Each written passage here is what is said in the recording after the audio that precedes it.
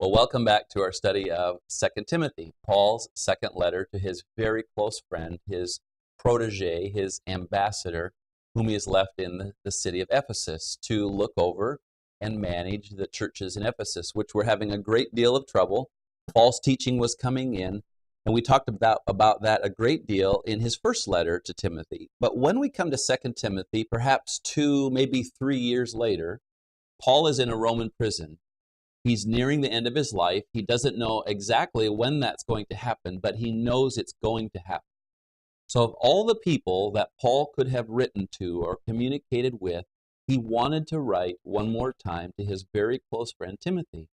So what we have in this letter called Second Timothy is a very personal, very intimate display of affection, display of instructions, last-minute details of things that he wants Timothy to be aware of before Paul leaves this earth. But in all of it is just a very warm, very affectionate type of letter. So when we began our study in 2 Timothy, we worked through a number of sections in the first chapter and into the second chapter, and just looked at things that Paul remembered about Timothy and reminded him about Timothy that he wanted him to do. He had to remind Timothy, don't be ashamed that while many people had left Paul behind, he did not want Timothy to forget about him or to be ashamed about Paul or about the gospel.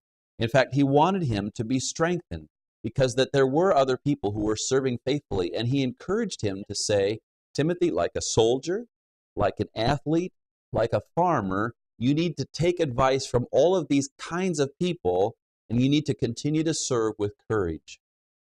Well, when we come to today, it's time to talk about another piece of this letter. We're in chapter 2, verses 8 through 13. And sometimes distractions come and they want to divert us off of the path of following Jesus Christ. Let me give you an example. A couple of years ago, when I was preaching in our church, something happened while I was preaching. In our particular church, behind me, we have a video screen, and we have the words or certain, we call it PowerPoint is the program. And behind me are key words for the sermon. And so it'll be like slides changing and the picture changing. Well, as I was preaching and my focus was on the people here, behind me, everyone was seeing the screen go blank. But it didn't just go blank. The computer that was running the pictures behind me started to crash. So they saw the computer shutting down. They saw the image go away. They saw messages on the screen. And all of this was happening behind me. And you say, well, it's a good thing you didn't see it. But I did. Because in our church, we have a second screen. It's a smaller one, and it's in the back of our sanctuary. And it's up high so that I can see what is being projected behind me. So as I'm preaching, as I'm trying to talk, I'm watching the screen in front of me. I'm seeing the picture go away. I'm seeing the computer shut down. I see the blue screen. I see the people in our video booth scrambling and running around trying to get, and I'm trying to talk. And it is incredibly distracting. And I'm like, how am I supposed to do this? And I had notes in front of me, so I'm trying to look at my notes, but I'm trying to pretend that nothing is happening, even though my mind is racing 100 different directions. And so the distraction forced me to narrow my focus and to focus very closely on what I was trying to say. I use that example because we all face distractions in life in so many different ways. Maybe you're working at a job and you're trying to do your job and the boss asks you to do this at the same time you're doing this and you're thinking about this. Or maybe you're in a classroom at the university or in school and you're working on your assignment and one of your friends says, I need to talk to you now, or can you help me with my homework in a different subject? And you're going here and here and here. Or maybe you're a parent, or maybe you're in your marriage relationship and there's children and there's distractions and you're saying, I just want to manage my home well and I don't know how to focus my attention. All of us face the problem of distractions. It's part of life. But what do we do? When distractions come and there are many things piling up around us, what we need to do is focus on a small amount of things, maybe even one thing. And I would suggest to you that this is true especially for the Christian.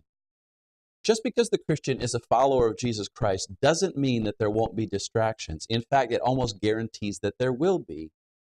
So what happens when this situation happens, and this situation happens, and this situation happens? What do I do as a follower of Jesus Christ? I narrow my focus. Well, what do I narrow my focus on? As we're going to see in Paul's letter to Timothy, this second one today, in the second chapter, Paul is going to say to Timothy, I want you to narrow your focus on one thing. Actually, one person. The person of Jesus Christ. When I came to this section in my study and preparation, I looked at this section and I said, why is this here? Paul had been giving wonderful instruction. He'd been trying to be encouraging to Timothy. He'd said this and he'd encouraged this. And all of a sudden, here is a short section of verses that when I looked at it, I said, this doesn't make any sense. Paul, what were you thinking? Why would you put this here? It doesn't seem to fit. If you've ever put together a puzzle and all of the puzzle pieces fit together in a certain way, sometimes in our house, we'll have a puzzle and it'll sit out on the table and we'll work on it from time to time. And you come across this puzzle piece that no matter where you try to fit it, it doesn't fit. That's what I thought as I looked at this section. I said, Paul, what were you thinking? And then it occurred to me what I was just describing to you about distraction. I think that as he was thinking about Timothy in his situation in Ephesus with all these churches in this area and the false teaching that was coming in and all of the problems and Timothy's health and Timothy's perseverance, Timothy, maybe you're getting distracted. Timothy, I want you to focus on one thing. I know you're going to have to do this, this, and this, but for a moment, Timothy, I want you to focus with me on one thing, one person, the person of Jesus Christ. The person of Jesus Christ. We're using the image in this particular letter of navigation. So we're a ship. Sometimes we steer towards things. Sometimes we steer away from things, dangerous icebergs. In this particular lesson, we're going to steer towards something. And I would suggest to you that the person we need to steer toward when life with all of its distractions happens is none other than Jesus Christ. So if you don't have your Bibles open already, please take them now and turn to 2 Timothy chapter 2. 2 Timothy chapter 2, verses 8 through 13. 2 Timothy chapter 2, verses 8 through 13. Here's what it says. Remember Jesus Christ, risen from the dead, the offspring of David, as preached in my gospel, for which I am suffering, bound with chains as a criminal. But the word of God is not bound. Therefore I will endure everything for the sake of the elect, that they also may obtain the salvation that is in Christ Jesus with eternal glory. The saying is trustworthy, for if we have died with him, we will also live with him. If we endure, we will also reign with him. If we deny him, he will also deny us. If we are faithless, he remains faithful, for he cannot deny himself. In these verses, I would suggest to you that the main point, especially as comes right from verse 8, is simply this. Timothy, remember Jesus Christ. Don't forget. Don't take your eyes off of the cross. Don't take your eyes off of what Jesus Christ did for you and for each and every one of us. Remember Jesus Christ. The word itself is in the present tense, which means it should go on and on and on. In other words, the idea would be keep on remembering. Keep trying to bring it into your mind, to keep your focus. That gets so hard when we have distractions. Let me give you an example. I've talked several times about our 8-year-old daughter, Sasha. And everybody loves Sasha, but one of the problems that Sasha has is she is very easily distracted. What we've learned about Sasha is that you cannot give her 4 things to do at one time. For example, it's 9 o'clock in the evening and it's time for her to go to bed. So if you say, Sasha, clean up your room, put on your pajamas, brush your teeth, and then come back and we'll pray before you go to bed. So I've given her 4 things. Clean your room, put on your pajamas, brush your teeth, and then come back and see me and I'll pray with you before you go to bed. If you were then to leave her and come back 30 minutes later, she wouldn't have done 4 things. She wouldn't have done 3 things. She wouldn't have done 2 things. She might have done 1 thing. Because in her little 8-year-old brain, she's thinking about this, and she likes kitties and puppies, and she likes animals, and maybe she sees this, or maybe her brother did something here. And if you come back 30 minutes later, say, Sasha, I gave you 4 things to do. How many did you do? I say, did you clean your room? No, Dad. Did you put on your pajamas? And I can see that she didn't. No, Dad. Sasha, did you brush your teeth? No, Dad. Well, I know you didn't come here to pray. Sasha, what do I need to do? What do you need to do? I need to go clean my room. See, what we've learned with Sasha is we need to give her 1 or 2 things at a time to do. Because in her little 8-year-old mind, that's all that she can comprehend. Now, lest you think that this is only a problem for her, I have the same problem.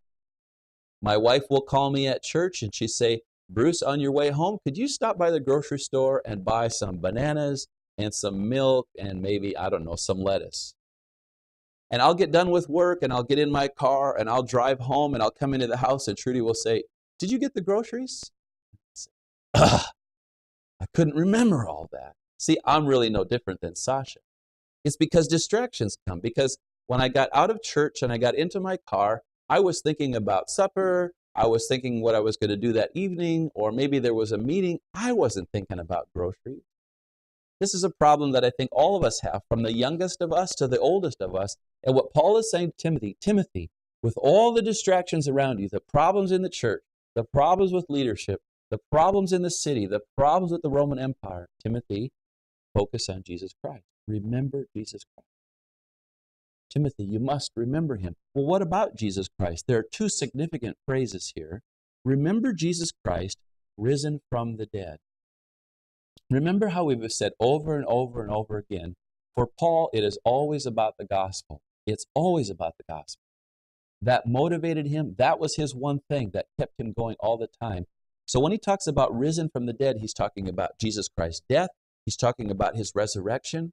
If you recall some of his words to the Corinthian people, he said, listen, if the resurrection is not true, then we are of most of all people to be pitied for being fools.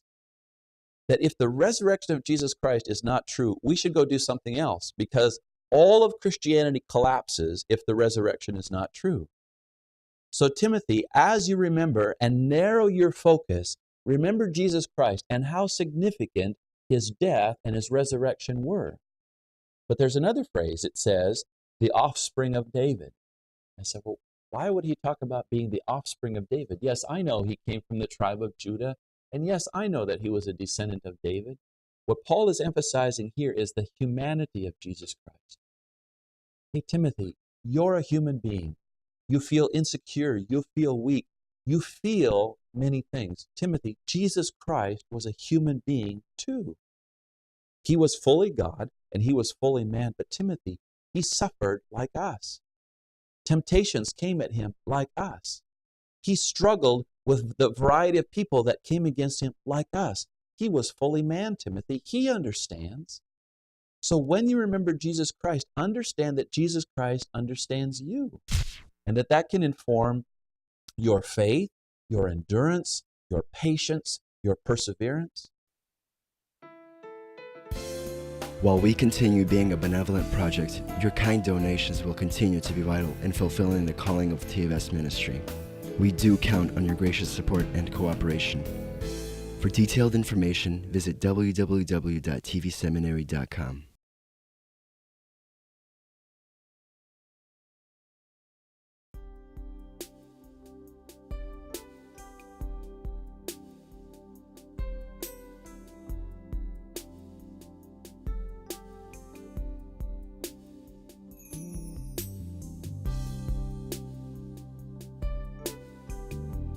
Now he who supplies seed to the sower and bread for food will also supply and increase your store of seed, and will enlarge the harvest of your righteousness.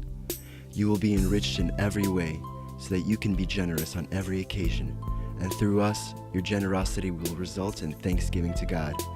2 Corinthians chapter 9, verses 10-11.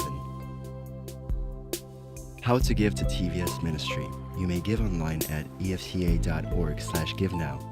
In the description place, write Russia Distance Learning, account number 24109-0150. Or make checks out to EFCA. Write on the check memo line Russian Distance Learning, account number 24109-0150. Mail to EFCA Donor Services, 901 East 78th Street, Minneapolis, Minnesota, 55420-1300. Or send your gift through PayPal for tvs.gift@gmail.com.